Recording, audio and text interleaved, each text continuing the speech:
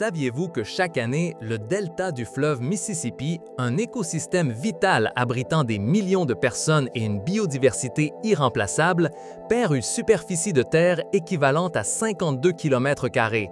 C'est un chiffre stupéfiant, une cicatrice sur la carte qui ne cesse de s'étendre, un rappel saisissant de la façon dont l'incroyable force des fleuves, lorsqu'elle rencontre l'océan, transforme les continents et parfois est transformée par nos propres actions. Les deltas, ces vastes étendues de terre basse et humide qui se forment à l'embouchure des fleuves, sont le résultat d'un balai géologique millénaire et complexe. Ce sont des points de rencontre où la puissante courant fluvial, chargée des sédiments arrachés à des milliers de kilomètres de bassin, cède finalement son énergie à la vaste étreinte de la mer, d'un lac ou même d'un autre fleuve de plus grand débit. Pour comprendre comment surgissent ces merveilles naturelles, nous devons d'abord nous immerger dans le voyage qu'entreprend un fleuve depuis ses humbles naissances dans les hauteurs montagneuses jusqu'à sa rencontre majestueuse avec l'océan. Imaginez un fleuve comme un tapis roulant colossal. Depuis les sommets des montagnes, l'érosion a détaché roches, sable, limon et argile. La gravité et la force implacable de l'eau les entraînent vers le bas, d'abord comme des torrents rapides, puis comme des fleuves larges et sereins. Tout au long de son parcours, la capacité de transport d'un fleuve dépend directement de sa vitesse et de la turbulence de son flux. Un fleuve rapide et profond peut transporter de grandes particules, même des galets et des rochers. Mais à mesure que la pente diminue, la vitesse de l'eau ralentit et, avec elle, sa capacité à maintenir en suspension les particules plus lourdes. Ces sédiments commencent à se déposer au fond ou sur les rives du fleuve, formant des bancs de sable et des plaines inondables. Cependant, c'est au seuil du delta que le véritable spectacle de la déposition des sédiments atteint son apogée. Lorsqu'un fleuve s'approche d'une grande masse d'eau, comme un océan, une série de phénomènes physiques et chimiques se conjuguent pour obliger le fleuve à libérer sa précieuse charge. Le premier facteur est la diminution drastique de la vitesse. La pente du terrain devient quasi nulle et l'eau du fleuve s'étale latéralement, diminuant son énergie cinétique. C'est comme si le fleuve, après un long et épuisant voyage, s'arrêtait brusquement, incapable de pousser davantage les millions de tonnes de sable, de limon et d'argile qu'il a collectés. Le deuxième facteur, crucial pour les particules plus fines comme les argiles et les limons, est la flocculation. Lorsque l'eau douce du fleuve, chargée de ces particules en suspension, rencontre l'eau salée de l'océan, les ions dissous dans l'eau saline, tels que le sodium et le chlorure, agissent comme de petits aimants. Ces ions neutralisent les charges électriques superficielles des particules d'argile qui normalement se repoussent mutuellement en se maintenant en suspension. En se neutralisant, les particules s'agglomèrent, formant des grumeaux plus grands et plus lourds appelés flocons qui précipitent vers le fond beaucoup plus rapidement qu'elles ne le feraient individuellement. Ce processus est fondamental pour la construction de la partie la plus externe et sous-marine du delta. Ainsi, le fleuve commence à construire une plateforme sous-marine, une sorte d'éventail submergé qui s'étend vers la mer. Ce processus est lent mais constant, accumulant couche après couche de sédiments. Avec le temps, cette plateforme s'élève jusqu'à la surface, formant une nouvelle terre. À ce stade, le fleuve, rencontrant la barrière de ses propres sédiments, ne peut plus s'écouler comme un seul chenal. Il est forcé de se diviser en un réseau complexe de canaux plus petits, appelés bras distributeurs. Ces bras distributeurs sont la marque distinctive d'un delta.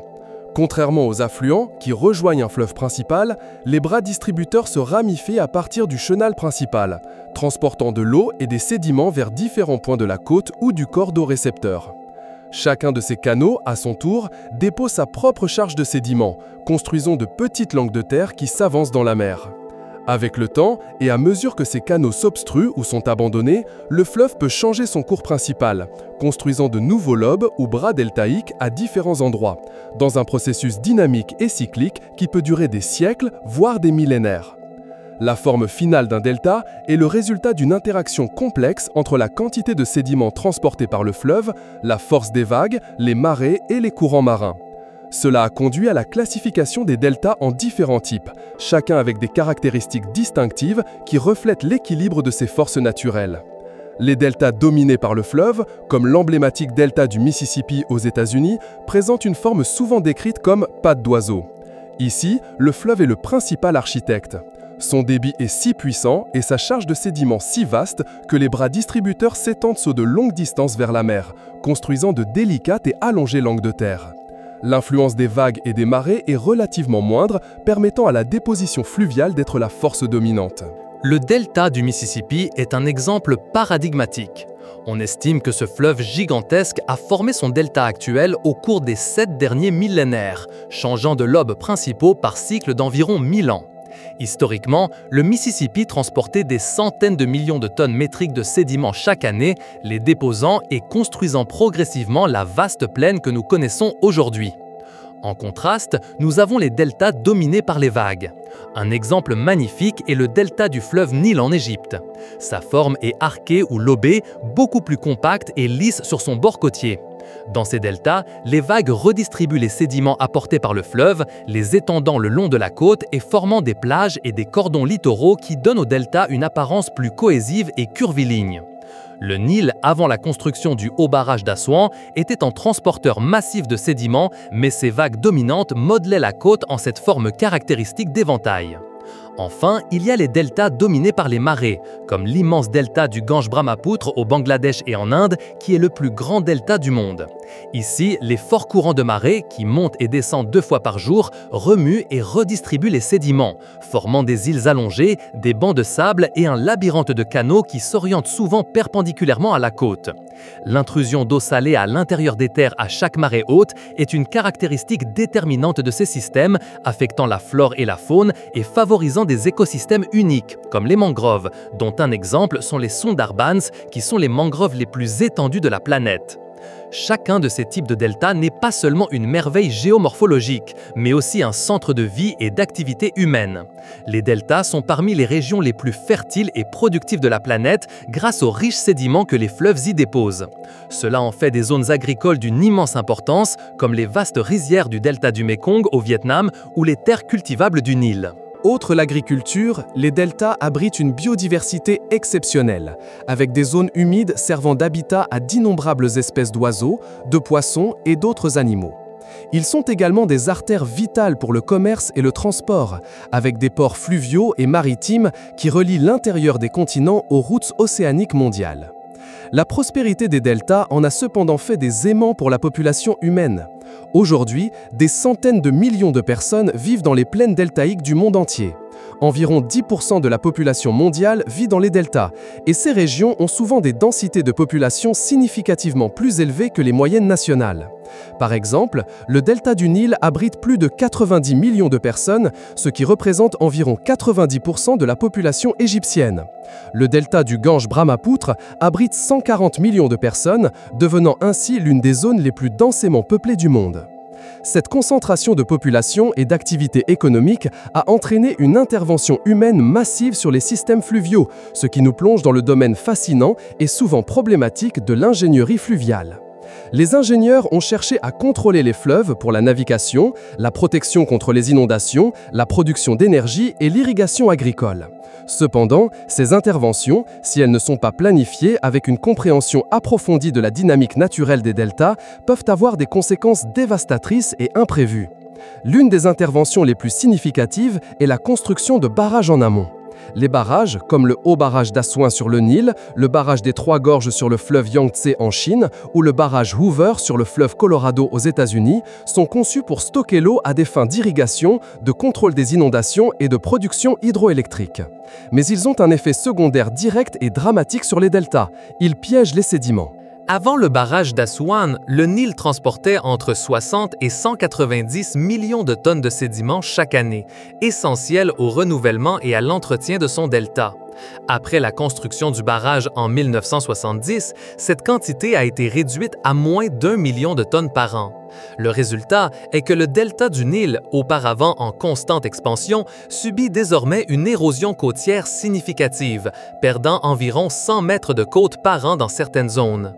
De manière similaire, le barrage des Trois Gorges, achevé en 2012, a réduit de plus de 90% les sédiments atteignant le delta du fleuve Yangtze en Chine. Cela menace non seulement la stabilité des terres deltaïques, mais affecte également la fertilité des sols agricoles et les habitats des écosystèmes côtiers. Une autre intervention courante est celle des digues et des écluses. Construits le long des rives des fleuves, les digues sont conçues pour confiner le flux de l'eau, empêchant les inondations dans les plaines riveraines et maintenant un chenal de navigation profond. Le fleuve Mississippi est un cas d'étude classique en matière d'ingénierie des digues. Depuis le 19e siècle, des milliers de kilomètres de digues ont été construits le long de ses rives. Bien que ces digues protègent les villes et les terres agricoles des inondations, elles empêchent également le fleuve de déposer naturellement ses sédiments dans la plaine inondable et dans le delta. Au lieu de s'étendre lentement et de créer de nouvelles terres, les sédiments sont transportés directement à travers le delta et déposés dans les profondeurs du golfe du Mexique. Cela a des conséquences désastreuses. Le delta du Mississippi, qui s'enfoncerait naturellement en raison de la compaction des sédiments, ne reçoit plus la recharge de nouveaux matériels nécessaires pour contrecarrer cette subsidence. Combiné à l'élévation du niveau de la mer, cela a entraîné une perte massive de zones humides côtières et une vulnérabilité accrue aux tempêtes et aux ouragans.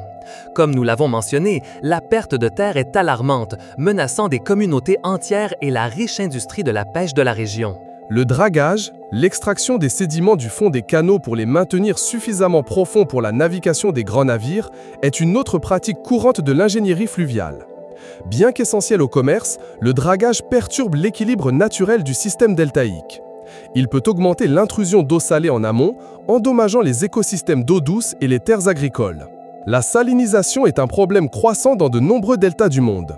À mesure que les terres s'enfoncent et que le niveau de la mer monte, l'eau salée pénètre davantage dans les aquifères souterrains et dans les canaux des fleuves, rendant les terres infertiles pour les cultures et compromettant l'approvisionnement en eau potable. C'est un défi critique dans le delta du Mékong, où la construction de barrages en amont réduit le flux d'eau douce et l'élévation du niveau de la mer pousse l'intrusion saline de plus en plus loin à l'intérieur des terres. Face à ces défis, l'ingénierie fluviale moderne évolue. Les ingénieurs et les scientifiques collaborent pour développer des approches plus durables et basées sur la nature pour la gestion des deltas. Un exemple prometteur est celui des projets de dérivation des sédiments, tels que ceux mis en œuvre dans le delta du Mississippi, dans le cadre du plan directeur côtier de la Louisiane. Ces projets impliquent la création d'ouvertures contrôlées dans les digues existantes, permettant à l'eau de la rivière, chargée de sédiments, de s'écouler vers les zones humides dégradées. L'objectif est de simuler les processus naturels de construction de terre qui se produisaient avant la construction généralisée des digues, en reconstruisant les zones humides et en atténuant la perte de terre. La dérivation de sédiments de Bretton Sound, par exemple, est un projet conçu pour introduire un mélange d'eau douce, de sédiments et de nutriments du Mississippi dans le bassin estuarien de Bretton Sound.